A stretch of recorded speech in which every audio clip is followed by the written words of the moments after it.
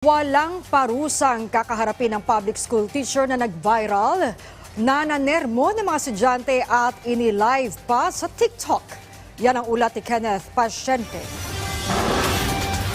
Hindi papatawan ng anumang penalty ang public school teacher na nag-viral matapos manermo ng mga estudyante nito habang naka-livestream sa social media application na TikTok. Ito ang sinabi ni Vice President at Education Secretary Sara Duterte na nasa Cambodia ngayon para sa mga serye ng engagements bilang Pangulo ng Southeast Asian Ministers of Education Organization o SIMEO. Ayon kay VP Sara, tao lang din naman ang guro na minsan ay nagagalit.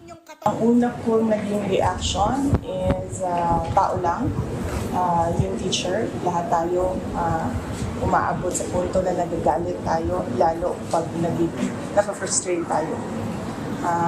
This is especially true sa mga teachers dahil ang mga teachers natin hindi lang isa na tao yung kausap nila. Ang isang klase ay merong from 25 to 45, sometimes 55 students.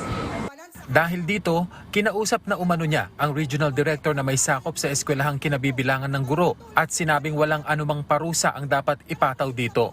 Pero paalala niya sa guro, huwag munang magturo kung sakaling mainit na ang ulo. Dahil sabi ko nga, tao lang tayo lahat tayo inaabutan ng galit. Ang dapat natin maintindihan ay kung anong gagawin natin kung tayo ay galit. No? And that is why pinasabihan ko yung teacher. Tumigil muna siya kapag galit na siya. Pag hindi na siya galit, saka siya magklase. Sinabi rin ng opisyal na laging handa ang Psychosocial Support Division ng ahensya para sa mga estudyanteng pinagalitan ng viral na guro.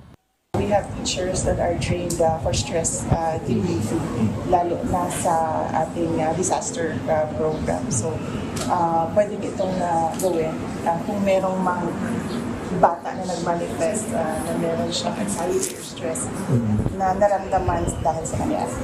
Welcome development naman para sa Teachers Dignity Coalition ang naging desisyon ng DepEd. Pagpapakita lamang umano ito ng empathy ng ahensya sa mga guro. Gayunman, umaasa ang grupo na susundan ito ng pagkakatatag ng malinaw na pulisiya para sa tamang pagtugon sa mga kaparehong insidente sa hinaharap. Hinimok din ng TDC ang publiko na huwag i-bash ang guro ng base lang sa viral na video. Dapat din anilang alamin ng DepEd ang dahilan ng naging aksyon ng guro. Kenneth Pasyente, para sa Pambansang TV, sa Bagong Pilipinas.